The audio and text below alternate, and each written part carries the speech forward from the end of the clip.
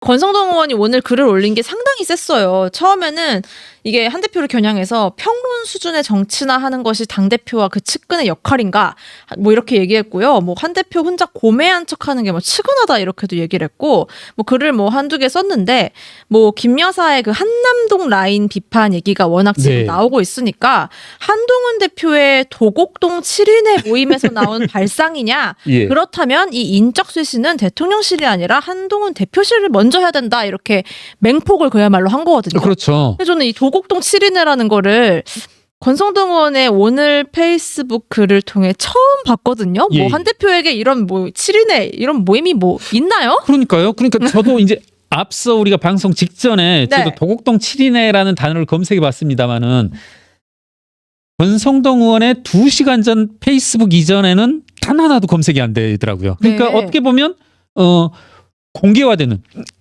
권성동 의원이 좋아하는 공개 비공개로 따지자면 공개화된 도곡동 7인회라는 발언은 지금 처음 2시간 전에 처음 권성동 의원이 언급한 건데요. 네. 여기에도 상당한 용산 대통령실 수법이 내재돼 있지 않나. 그래요?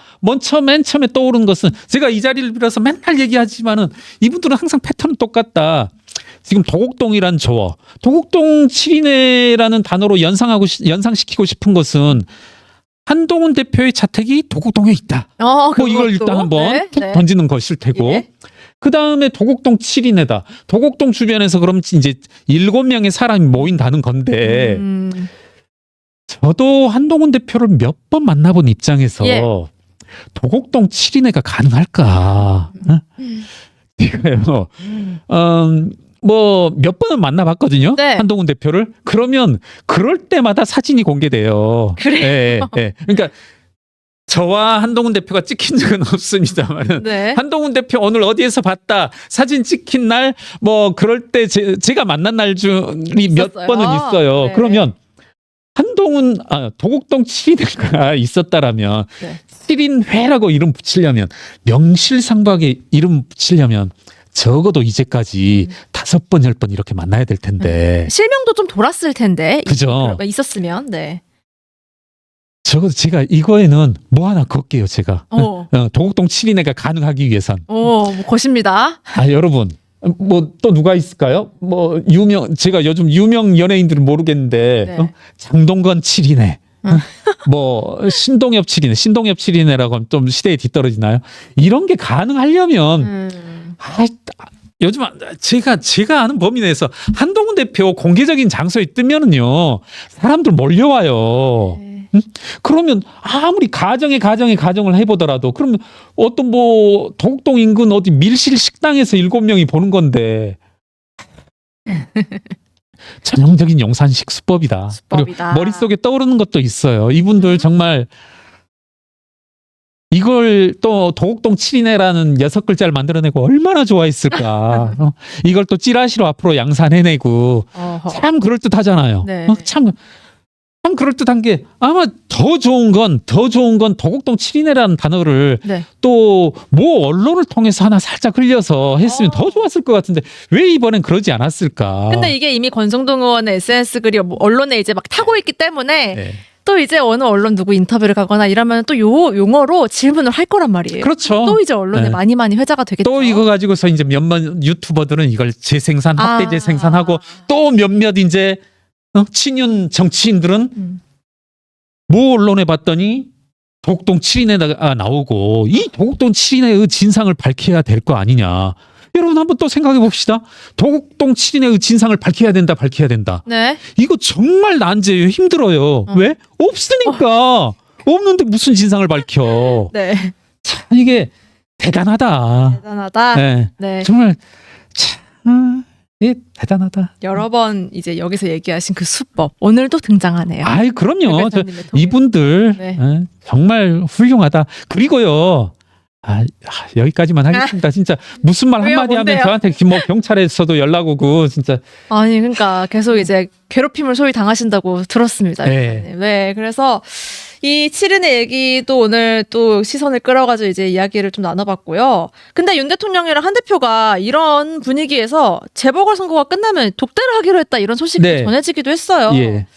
근데 뭐 친윤계에서는 한 대표가 이렇게 뭐 김 여사에 대해서 얘기하는 걸 두고도 아이 독대 앞두고 왜 찬물 끼얹고 미리 독대해서 얘기해야 될 걸 왜 지금 언론에 다 얘기하냐 뭐 이렇게 뭐 김재원 최고위원 비롯해서 얘기를 또 오늘도 하더라고요. 그러니까 독대에서 할 얘기를 미리 만천하에 다 해서 독대가 잘 안 됐을 때 책임을 한 대표가 피하려고 한다. 이런 이야기를 오늘 오전 김어준 씨 유튜브에 나와서 했다고 하더라고요. 그러니까 일단 한 대표가 이렇게 또 계속 언론에 흘리고 있다는 친윤계의 지적. 이것도 아까 말씀하신 여러 번 했으니 하고 안 되니까 이러는 거 아니냐라고 그런 볼 수 있는 거겠죠. 거죠. 그리고 네. 어떤 특정인의 정치적 행보, 정치적 발언이라고 하는 것이 독대만으로 통하는 건 아니잖아요. 독대에서만 해야 되는 것도 아니잖아요. 응? 네. 아니 그러니까 저는 자꾸 그런 말들을 본인들한테 되돌려주고 싶어요. 그럼 그런 식이라면 본인들도 다른 거 안 해야지. 응? 본인들도 그러면 근데 참 한편으로 제가 말하면서도 그분들은 또 그러기도 하는 것 같아. 아무 말 안 하잖아요 평상시엔. 응? 그리고 이제 그분들 모토가 그거잖아요. 뭐죠? 저희 이 말씀이 근거가 없는 게 아니라 네. 용산 대통령실의 전 정무수석이 무슨 말씀을 했냐면 아무 말 안 하면 아무 일 없을 거다. 기억이 납니다. 네, 이건 아무 말 하지 말라는 거였었거든요. 그때 안철수 의원에게. 네. 이분들은 아무 말 하지 말라를 모토로 걸고 있는 정치인들인데 정치인들이 아무 말 하지 않으면 그건 뭐 하라는 건지 모르겠어요. 근데 이제 한번 그 본인들의 모토를 처음부터 끝까지 지키려면 네. 본인들도 아무 말 하지 말아라. 뭐 방송에 나가서도 김어준 뭡니까 방송에도 나가시지도 마시고 말씀도 하지 말아라. 아이 무슨 정치인이 당대표가 정치적 행동을 발언을 저기에서만 합니까? 독대에서만 합니까? 여러 공간을 통해서 해야죠. 뭐 그런데요. 때에 따라서는 예. 아닙니다. 아니 때에 따라서는 뭐 발언에 시기와 장소는 있을 거지 않습니까? 예. 그래서 뭐 말이라는 게 어느 때에는 그리고 어느 장소에서는 하지 말아야 되고 어느 시기와 장소에서는 반드시 해야 될 발언이 있는데 저는 최근에 이 한동훈 대표의 발언들 이런 발언들이 하지 말아야 할 발언이다 이렇게는 생각하지 않습니다. 예. 근데 독대가 성사 이대로 순탄하게 이루어질까요? 이루어질 수 있을까요? 이루어져야죠. 이루어져야죠. 이번에는 반드시. 네. 저도 뭐 이제 정치인과 이야기를 하면서 반농담식으로 누구가 그런 말을 하더라고요. 이러다가 대통령실에서 독대 취소해 버리는 거 아니냐. 저도 살짝 그런 생각이 들어요. 이게 사실은 그런데 농담으로 들려야 되는 거거든요. 그런데 가만 생각해 보면 진짜 그럴 수도 있는데 하면은 이게 이제 심각해지는 거죠.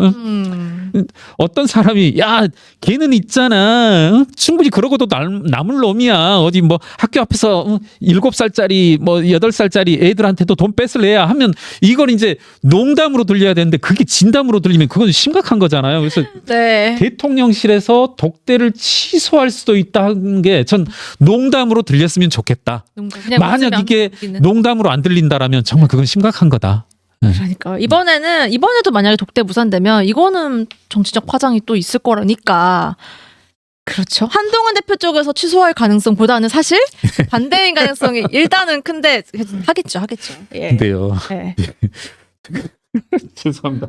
웃어서 죄송한데 이게 참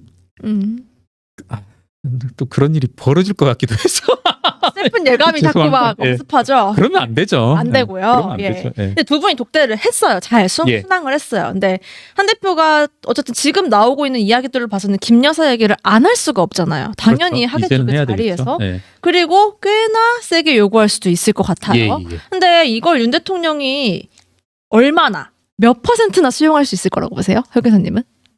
우선은 네.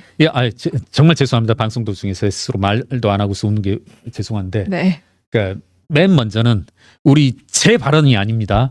무슨 말을 했냐면 이전에 있었던 만찬식장에서는 윤석열 대통령께서 필리버스터를 했다. 이런 이제 비아냥 아닌 비아냥, 조롱 아닌 조롱이 있었거든요. 그러니까 한동훈 대표가 발언할 기회를 주지 않았다. 그 지도부 만찬 때 그런 발언이 있었는데 뭐 한동훈 대표가 이번에는 이야기를 해야 되겠죠. 하다못해 말을 끊어서라도 말을 해야 될 테고 그 말하는 주제는 반드시 김건희 여사 문제 그리고 의대정원 증원 문제로 비롯된 의협 갈등 이런 것들이 이야기될 텐데 들어줄 거냐 말 거냐. 그쵸. 그게 사실 네. 관건인데. 과연 지금까지의 태도로 비춰보건대 그리고 지금까지의 태도 행동이 앞으로도 이어질 것이라는 가정을 한다라면 당연히 이제 대통령실은 바뀌는 것이 없을 텐데 뿐만 아니라 이제 뭐 보건복지부라든가 이런 주무부처의 행동들 발언들 뭐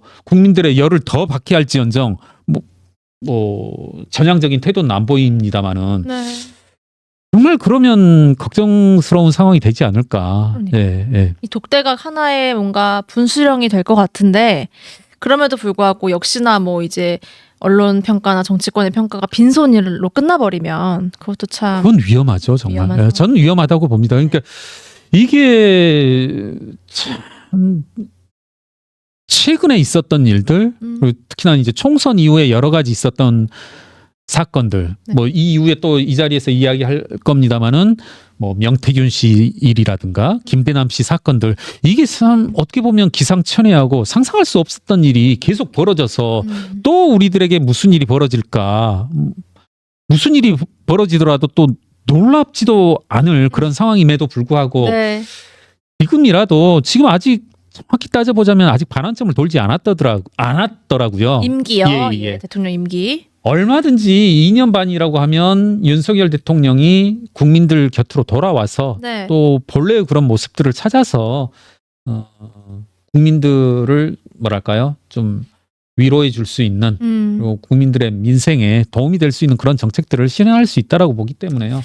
참 바뀌어야 된다. 예. 네. 둘 다 어떤 배수진을 치고 돌아설 길이 없다라는 뭐 국민의 민심의 바닥을 다 들여다본 곧 바닥이 닿는 입장에서는 둘 모두 다 네. 정말 큰 마음으로 결심을 하고 만나야 되는 거 아닌가. 작심하고 이런 생각을 독대를 합니다. 좀 예. 해야 된다. 예. 네.